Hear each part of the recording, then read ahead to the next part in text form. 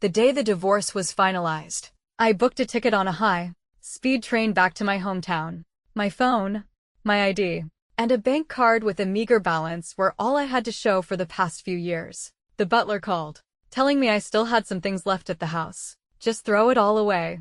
I don't want any of it. He then mentioned that the young master was crying for his mother. He'll have a new mother soon. The one he's been dreaming of all along.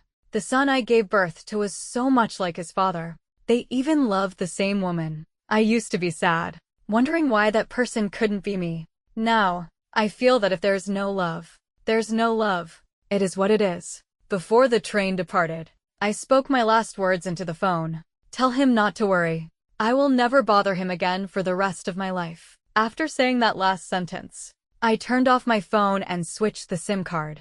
From that moment on, this city had nothing to do with me. Sitting next to me was a little girl, about my son's age, watching me warily with wide, round eyes. I used to love children, but now, I didn't love anything anymore. The little girl wasn't noisy. She was well behaved the entire journey. Her mother, however, was on the phone the whole time, her voice loud and filled with curses that never seemed to end. I put on my headphones and closed my eyes to rest. After some time, I felt a gentle tug on my sleeve. I opened my eyes and looked at her. The little girl bit her lip. "Auntie, my mommy is gone. Can you help me find her?" The aisle seat in our row of 3 was now empty. I didn't know what had happened, but my first instinct was to call a train attendant and the transit police. After a brief investigation, it turned out the girl's mother had gotten off at a previous stop. Before she left, she kept looking back nervously, as if afraid the little girl would follow. In other words, the little girl had been abandoned. The carriage buzzed with the sound of passengers' discussions. They spoke without restraint, right in front of the little girl, about how heartless her mother was, about how pitiful she was. The little girl remained seated, perfectly still, not crying or making a fuss. I thought for a moment, then showed my identification to the transit police, leaving my home address and contact information. So, when I got off the train, besides my phone, ID, and a bank card with a meager balance, I also had a child. I officially settled down in my hometown. I cleared out the overgrown little yard and planted fruits and vegetables. I had my grandmother's portrait properly framed and hung it in the center of the living room. I gave the little girl a name, Sophie. I went through the legal procedures and had her officially registered to my household. Finally, my household registration book was no longer just a single, lonely page. Sophie didn't smile much. She always had a serious expression as she watched me. She understood everything, old and wise beyond her years. Though she was only 4, when I was sick, she would stand on a stool to cook porridge for me. I thought of my biological son, the young master of the Croft family, Daniel, the boy who, if he wanted to ski, would receive an entire ski resort as a gift, and if he wanted candy, would be given an entire candy factory. They were so different. Sophie asked me why I adopted her. She was just a burden, she said. I stroked her head and replied, because I was very lonely. So, could you keep me company from now on? She looked at me, silent for a long time, then nodded forcefully. Okay, I will keep you company for the rest of my life. The days passed, one by one. Sophie started kindergarten. Sophie started elementary school. Sophie became the class president. Sophie got into a fight. I was surprised when I received the teacher's call. Sophie was a good, obedient child, very mature for her age. Forget fighting with classmates. She usually couldn't be bothered to give other children a second glance. In her words, they were too childish. I hurried to the school. The teacher met me at the gate, a helpless look on her face. The boy Sophie fought with is a new transfer student who just arrived today. Why did they fight? That's all I wanted to know. At my question, the teacher gave me a slightly odd look. What is it? The boy, Daniel Croft, said that Sophie was trying to steal his mom. What did you say? I stopped in my tracks. Sophie has a photo of you and her in her pencil case. The teacher explained. Daniel saw it, and he said Sophie was shameless for trying to steal his mom. I said nothing more, just silently followed the teacher. When we reached the office, the teacher opened the door and glanced back at me. By the way, Daniel's father is already here. I stood at the office door. First, I looked at Sophie, who was sitting quietly in a corner doing her homework. Seeing that she was calm, I breathed a sigh of relief. In the corner of my eye, I saw the little boy who had been throwing a tantrum. His eyes lit up when he saw me, and he came running towards me on his short legs. Mommy. I bent down and caught Daniel, not to hug him, but to gently push him away. Little boy, you've got the wrong person. I smiled faintly and looked up, meeting the eyes of the man in the room. Hello, sir. I'm Sophie's mother. I never thought I would see Arthur again. The world is a big place. If you don't want to meet someone, you won't. Daniel was crying loudly, accusing me of abandoning him. Sophie was gripping her pen so tightly I knew she was getting annoyed. Arthur stared at me, silent. I knew he was waiting for my reaction. Sophie, I said, packing her school bag. Can you go home first? Sophie nodded decisively, slung her bag over her shoulder, and left without a backward glance. As soon as she was gone, Daniel wiped his tears away and rushed over again, hugging my leg. Mommy, please don't be mad anymore. Okay. I know I was wrong. I bent down and smiled, patting his head. Then I looked up at Arthur. Mr. Croft, can we talk alone? My past with Arthur was unremarkable, hardly worth mentioning. When my grandmother was young, the Croft family owed her a debt of gratitude. Apparently, she had saved Arthur's grandmother from a kidnapping. So, for all these years, the Crofts would send gifts during holidays. When I got into university, my grandmother was too old to travel easily, worried about me being alone and unable to adapt to the big city. She contacted the Crofts and asked them to look after me. That year, I walked out of the train station with all my bags and saw Arthur leaning against his car, casually looking down at his phone. He was so dazzling, so bright that I wanted to use every beautiful word I had ever learned to describe him. Falling for him was the most natural thing in the world. I knew we were from different worlds, and I never thought of anything more. The moon hangs high in the sky. To be bathed in its light as I passed by was enough for me. Arthur and I were at the same university. He would occasionally bring me things on behalf of his elders. We became acquaintances. Later, I heard about the love story between Arthur and his childhood sweetheart. The love of protagonists is always dramatic, full of sweetness, arguments, breakups, and reconciliations. I was just a bystander, occasionally feeling a pang of sadness. In my third year, I started an internship. The company was far from the university, and I had a long commute every day. I ran into Arthur one day, and he casually asked how I was doing. I told him the truth. Not long after, I received a call from Arthur's grandmother. She said they had an empty apartment very close to my company and that I should move in. It was hard to refuse an elder's kindness, and I was very grateful. After moving in, I realized the apartment was filled with traces of Arthur's life. Feeling that my own thoughts were impure, I confined all my belongings to the guest room, trying to minimize my presence. Until one night, I came home late from work and found a drunk Arthur passed out on the sofa. I wanted to keep my distance, but I was worried he would catch a cold, so I got a blanket to cover him. Arthur's eyes fluttered open, and he looked at me. I thought he was going to demand why I was in his home, but instead, he pulled me down, and it all went wrong. Now, I can barely remember the chaos of that night. The body has its own defense mechanisms. Sometimes, when something is too painful, you gradually forget. In my life so far, I have only been intimate with one person, one time, and he was calling another woman's name. Come to think of it, Arthur has only ever said my name once. The day we first met, at the train station, he looked me up and down. Clara. Yes. If only life were always like the first time we meet. There would be no reason for the sorrow of changing seasons. The school was quiet after the final bell. Arthur and I stood at the end of a corridor. A vibrant green lawn behind us. Didn't you want to talk to me alone? Arthur asked. Just say what's on your mind. Since he had started, I had no reason to hesitate. What have you been telling Daniel all these years? What? We've been divorced for 4 years. For these 4 years, I've kept my promise. I stayed away. I even transferred the child support payments to your account on time every month. A child's memory is short. Besides, Daniel never liked me as his birth mother. If someone hadn't been constantly reminding him, he wouldn't remember me, let alone have any feelings for me. Arthur turned his head away. I didn't tell him anything. It was his grandmother who kept reminding him. Then why transfer him here? He kept demanding to come find you, Arthur said after a pause. I couldn't stop him. Of course.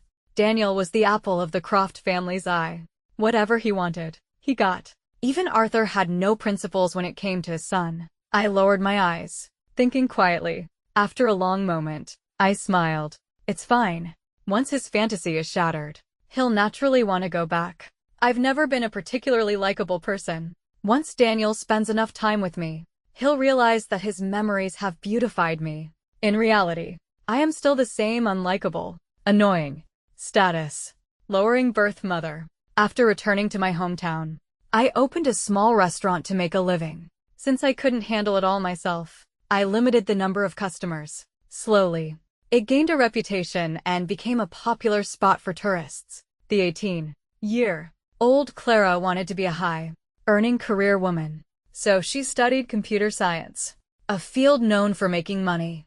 The 28-year-old Clara just wanted to run this small, sub-1,000 square foot restaurant and live out the rest of her life in peace. Since transferring, Daniel's driver would bring him to my restaurant every day after school. He was a smart boy. He only showed his willful side on the first day we reunited. Arthur rarely appeared. Most of the time, the person with Daniel was the driver. I wasn't sure what the Crofts were thinking. If they valued Daniel so much, how could they leave a young child alone in this remote little town?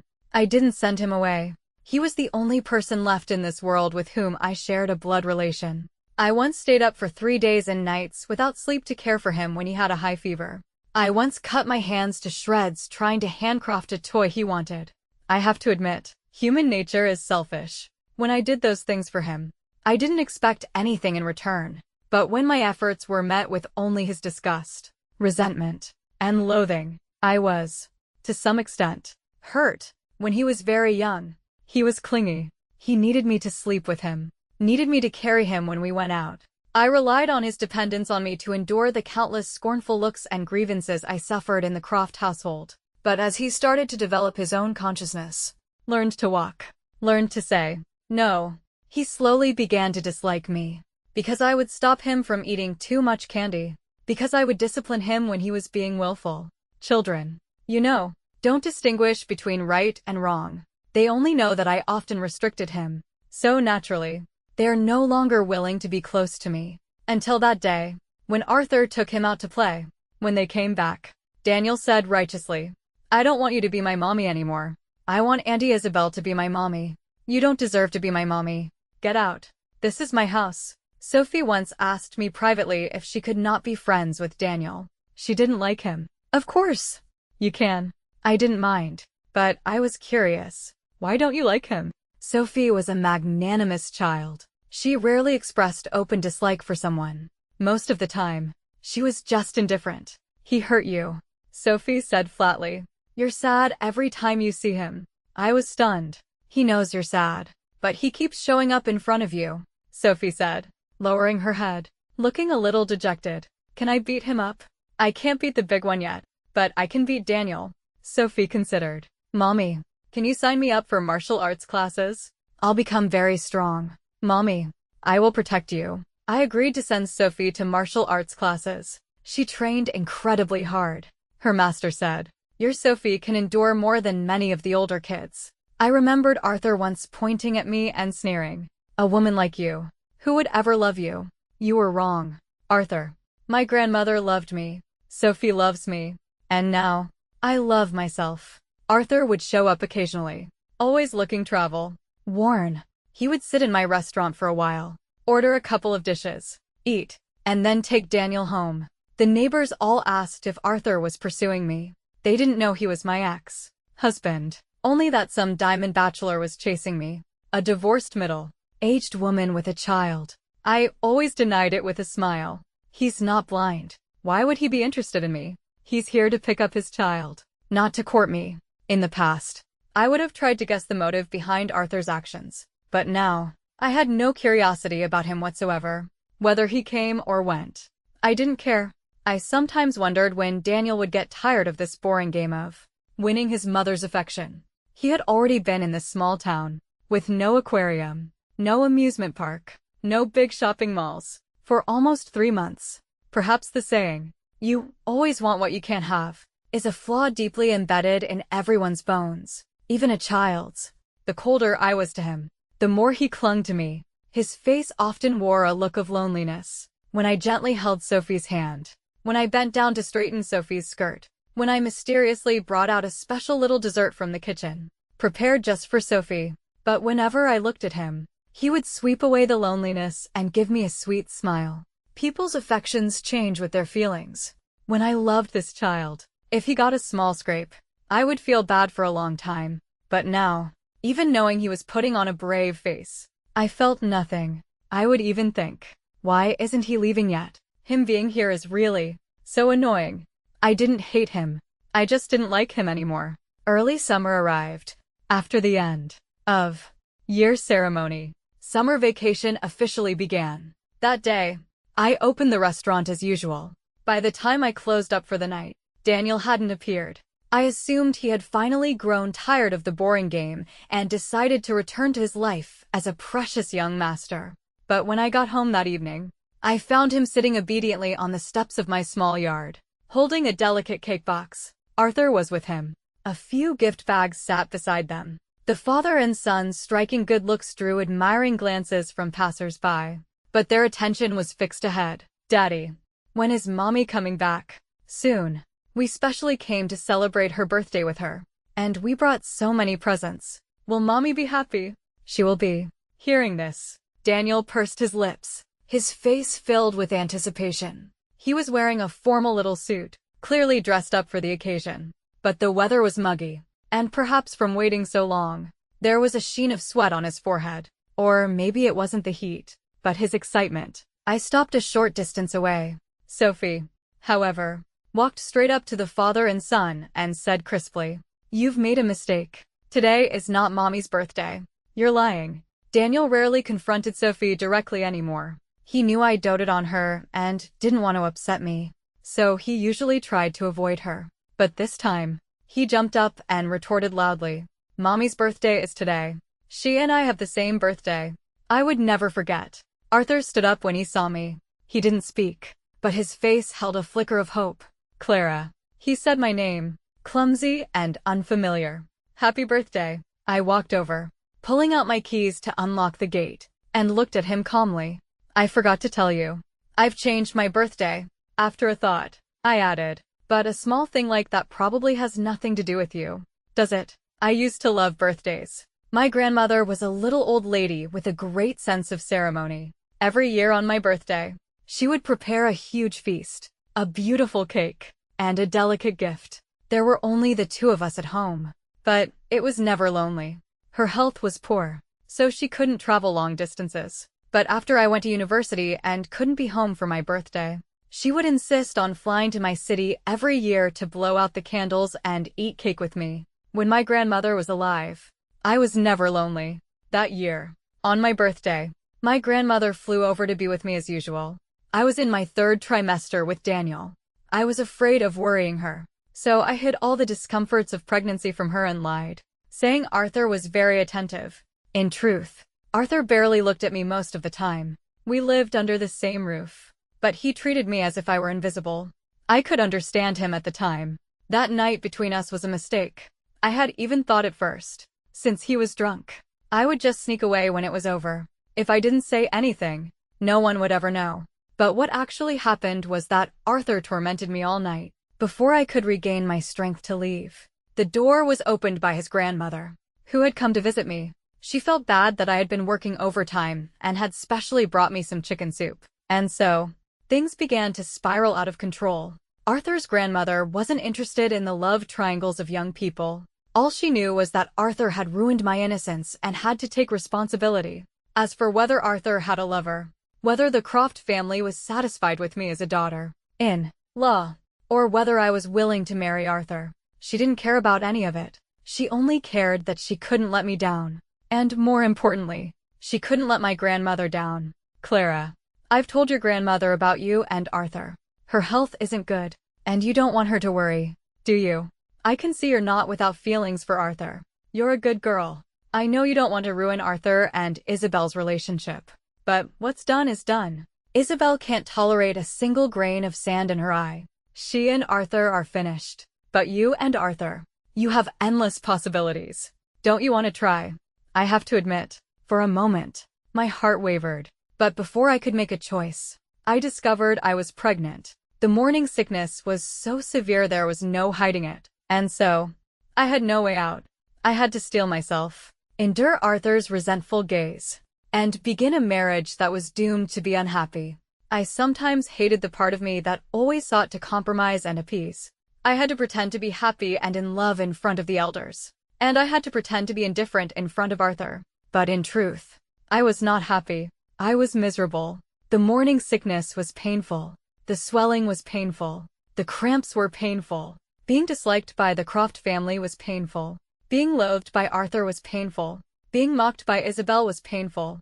I endured. And another birthday arrived. My grandmother was overjoyed. She had prepared a gift not only for me but also for her future grandson. She said she was staying this time and wouldn't leave until after I had given birth and finished my postpartum confinement. But my grandmother never got to see Daniel born. On my birthday, I took her out to dinner. She saw with her own eyes Arthur and Isabel holding hands intimately, kissing sweetly.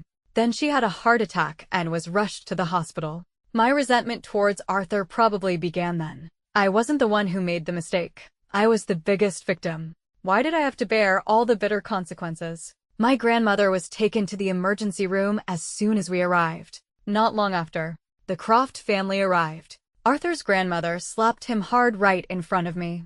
But I no longer had the energy to stop her. I just stared at the operating room doors, hoping the doctor would bring good news. But soon, the light above the door went out. The doctor came out and regretfully told me to hurry and say my goodbyes. How ridiculous. Goodbyes. My grandmother, just an hour ago, had been holding my hand with a smile, telling me she had sewn soft little clothes for her precious grandson. And now, I had to say goodbye. Arthur's grandmother cried bitterly, saying she was sorry to me, and sorry to my grandmother. I couldn't hear anything. I just stared blankly, clutching my grandmother's hand, afraid that if I let go, I would never be able to touch her again. I know you're not happy in this marriage. You just don't want me to worry. So you don't say anything, my grandmother said, lying in the hospital bed, looking at me with heartache. I'm sorry, Clara. Grandma can't be with you anymore. She wept in pain. Her voice choked. Clara, what will you do? What if someone bullies you? What if no one is good to you? Who can I entrust you to now? My dear friend. Don't worry. I will be good to Clara. Arthur's grandmother sobbed, vowing, then pulled Arthur over to make his own promise. Arthur knelt by the bed and said to my grandmother, Grandma, don't worry. I will take good care of her from now on. My grandmother looked at him with clouded eyes and smiled sadly. The biggest regret of my life was asking you to look after her. She clutched my hand, her eyes filled with a deep reluctance to leave me. But in the end, she left. With unwillingness, with regret, with deep sorrow, she left. Clutching my stomach in the throes of labor, in a state of collapse and despair, I screamed in the operating room for half the night and gave birth to Daniel. Perhaps Arthur felt guilty. After my grandmother passed away, he rarely saw Isabel and often helped with the baby. Though we still didn't talk much, we at least managed to be civil. Isabel, heartbroken, went abroad and rarely contacted Arthur. I thought that this would be my life, trapped in an unhappy marriage, with a husband who didn't love me, and a lovely son. But then Isabel came back, and as soon as she returned, she captured all of Arthur's and Daniel's attention. The familial affection I might have had and the romantic love I never received. Isabel took it all without a second thought. On Daniel's birthday, she said she had a grand surprise for him. So Daniel abandoned me without hesitation and ran to her. Arthur said that Isabel still didn't like me, so he wouldn't take me with them. He promised to bring Daniel back before sunset to celebrate my birthday with me. But that day, they didn't come back, not even by midnight. Arthur called and said Daniel was exhausted from playing and had fallen asleep. He was afraid of waking him, so they were staying out. In the silent night, I sat by the window for a long time. I remembered my grandmother's last words, holding my hand and sadly asking, what if no one is good to me in the future? Grandma, I don't like birthdays anymore. Out of politeness, I let the father and son in and poured them some water. Sophie took the calendar from the cabinet and pointed to a date circled in red. This is Mommy's birthday. Daniel looked at me, helpless and anxious, his eyes wet, wanting to speak but not daring to. They were so alike, father and son, from their looks to their mannerisms. It was as if I had only provided the womb. There wasn't a trace of me in Daniel. Arthur piled the gifts in an empty corner. I was careless this time. Next time. Next time. You don't need to prepare these. I interrupted. Next time. You don't need to come. Arthur's back was to me, his body stiff. After a long moment, he turned around. I'm sorry. Can I talk to you alone? How rare for those words to come out of his mouth. I mixed a sweet drink for the two kids, turned on the TV to a children's channel, and then led Arthur to the gazebo in the yard. It's very beautiful here, Arthur said, his movements surprisingly stiff. Thank you. I got straight to the point. If you have something to say, please say it. I see you don't have another man in your life right now, Arthur said. If you don't mind, would you consider remarrying me? I stared at him, silent. Arthur looked away, flustered. I just think a child should have a complete family. Daniel has changed a lot recently. He's not as willful and spoiled as he used to be. So, did you not marry Miss Isabel? Arthur froze. Back then, everyone told me she was the one who was right for you. The right mother for Daniel. You never said it to me directly, but I assume you agreed. So I voluntarily stepped aside. What happened? Did you two not end up together after all? Arthur couldn't meet my gaze, his hands unconsciously clenching and unclenching. That's all in the past. You and I, we're in the past too. But we have a child. So what? Arthur, stop using other people as an excuse. First it was Isabel. Now it's Daniel. I smiled faintly and said in a low voice, is it that hard to admit you have feelings for me too? I used to wonder how unworthy I must have been in Arthur's eyes for him to be so ashamed to admit it. Liking someone is hard to hide. Just as I never said I loved Arthur, my flushed ears and racing heart had already given me away. My marriage with Arthur lasted 4 years, though I have a bit of a people-pleasing personality. If he had never given me a glimmer of hope, I wouldn't have lasted 4 years. When he started to like me, and how much he liked me, I don't know. I just inherited the habit of my grandmother's generation. When something is broken, the first reaction isn't to throw it away and get a new one, but to mend it and try to keep using it. It was the same with my marriage. I thought, maybe Arthur doesn't dislike me that much. If I try a little harder, maybe this marriage can get a little better.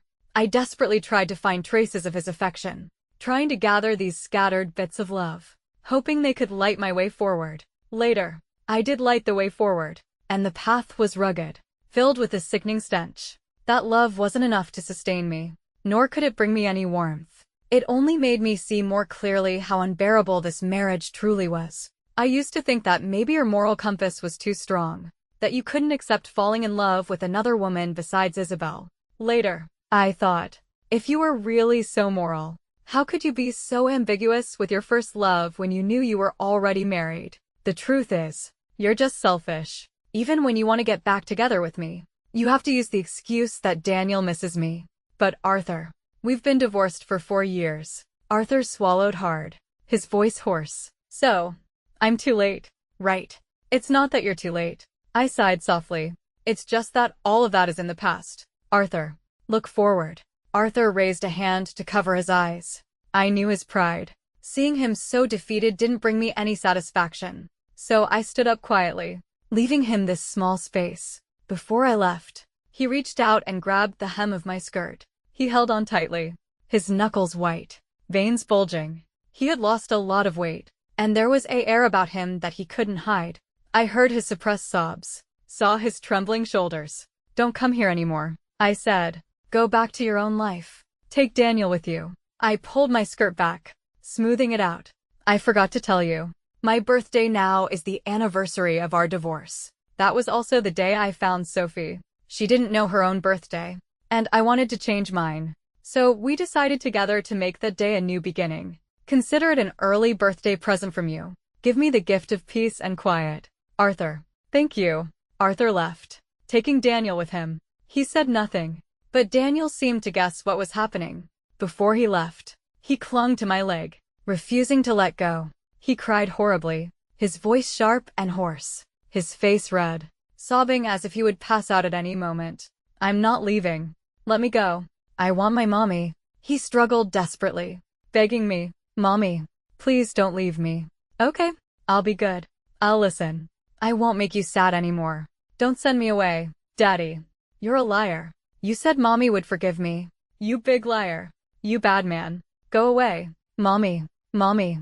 The car doors slammed shut. I saw Daniel pressed against the window, crying, pounding on the glass, looking at me pitifully. Arthur pulled him back, holding him down firmly, and commanded the driver in a low voice. Go. He never looked at me again. From beginning to end, he never looked back. Sophie stood beside me, looking up at me anxiously. What is it? I asked gently, looking down at her. They're not coming back, are they? No, they're not. Mommy, are you sad? I just smiled and ruffled her hair. Sophie, everything passes. Remember, no matter how painful something is, as long as you keep moving forward, with all your might, and never look back, you will always get through it. I have already walked a long way forward, but Arthur and his son seem to be stuck in the same place. But it doesn't matter. We were never on the same path, so there's no need to stop and wait for them. That night, I had a dream. I dreamed I was back a few years ago, when Daniel was just born.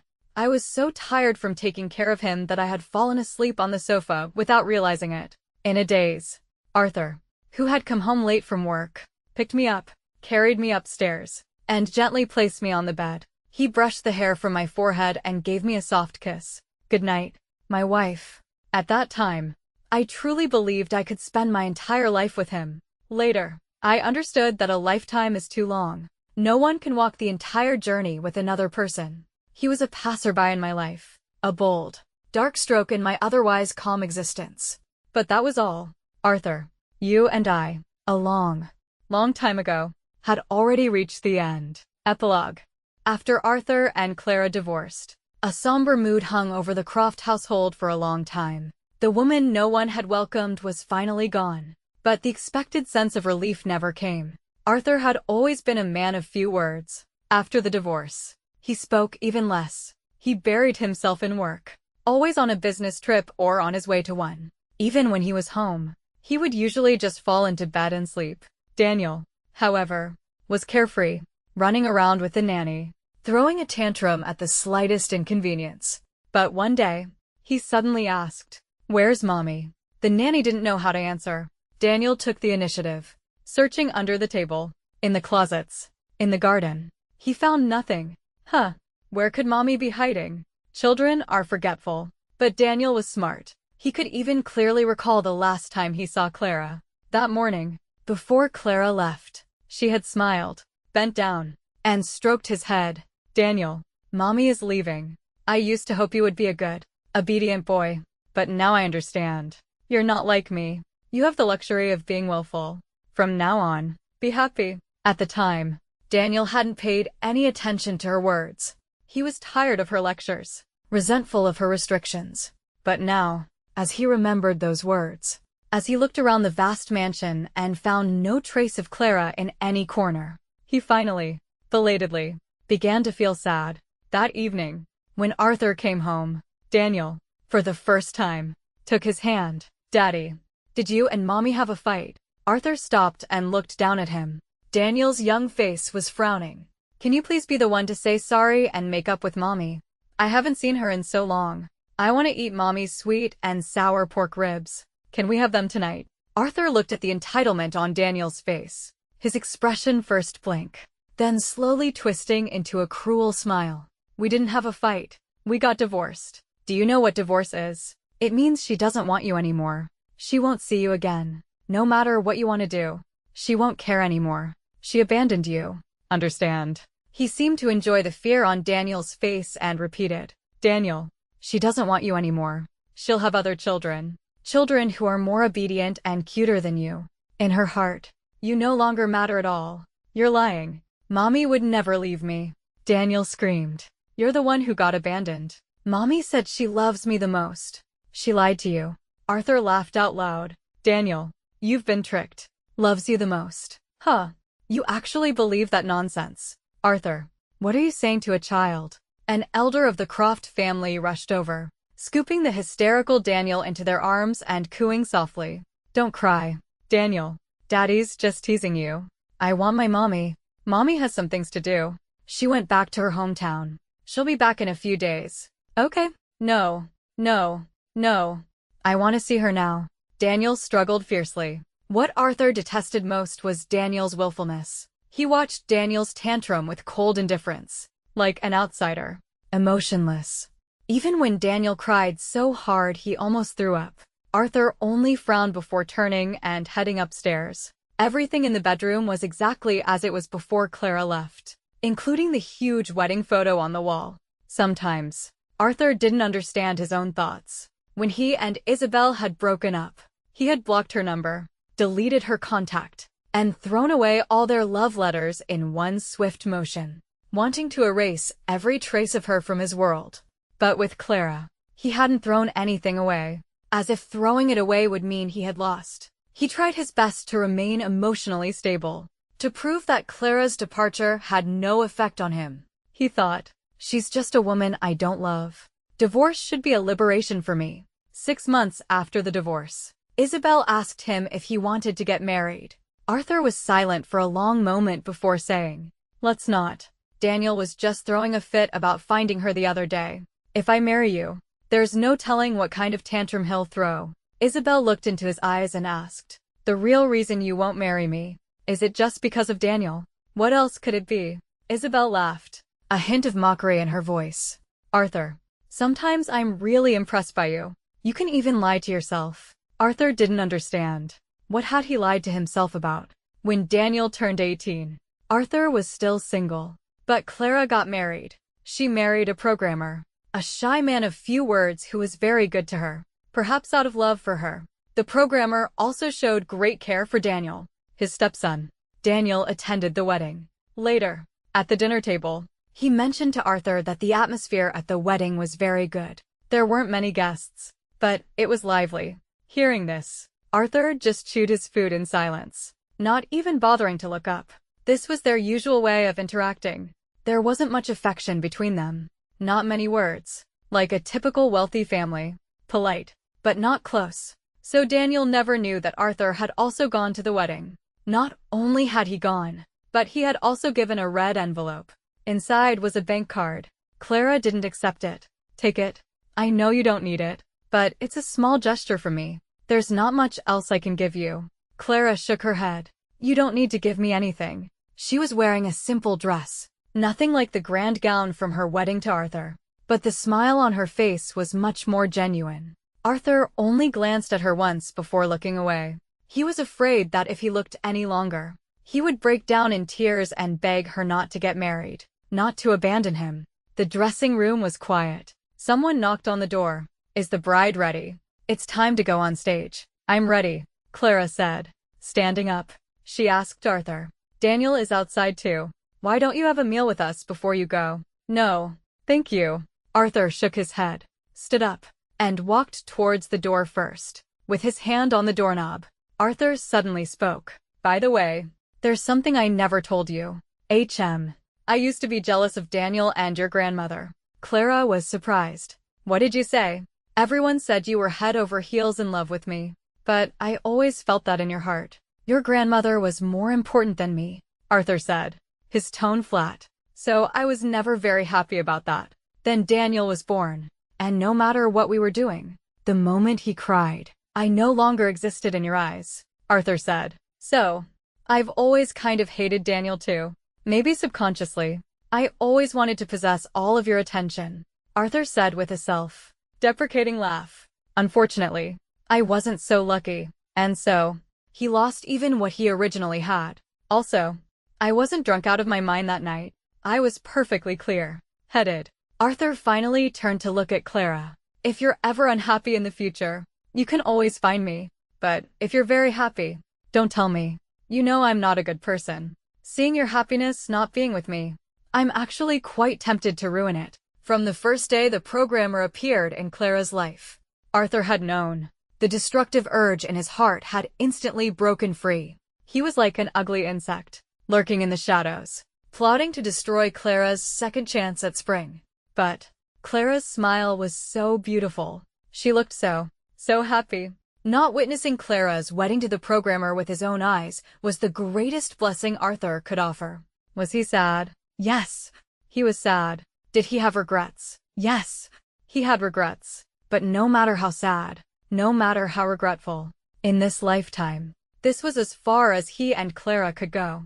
Arthur remembered the day he first met Clara. He had been sent by his grandmother to pick up some country bumpkin, and he was very reluctant. The second before he saw Clara, he was still complaining to his friends on his phone. But then he looked up, and the moment he saw Clara, he almost stopped breathing. She was like a cool breeze, sweeping away all the sweltering heat of summer, leaving only the chirping of cicadas and the dappled sunlight through the trees. The flutter in his heart was instantaneous. He did many things he couldn't understand himself, his gaze unconsciously lingering on her in every spare moment of his life. By the time he came to his senses, there was no turning back for them. He watched as the sunlight in her faded, and the shadows grew larger. At that time, he truly believed she would stay by his side for a lifetime. In a daze, Arthur seemed to be dreaming. In the dream, he was back at their wedding day. The officiant held a microphone and asked him, for richer, for poorer, in sickness and in health, Mr. Arthur Croft, do you take Miss Clara to be your wife? He heard his own answer. I do.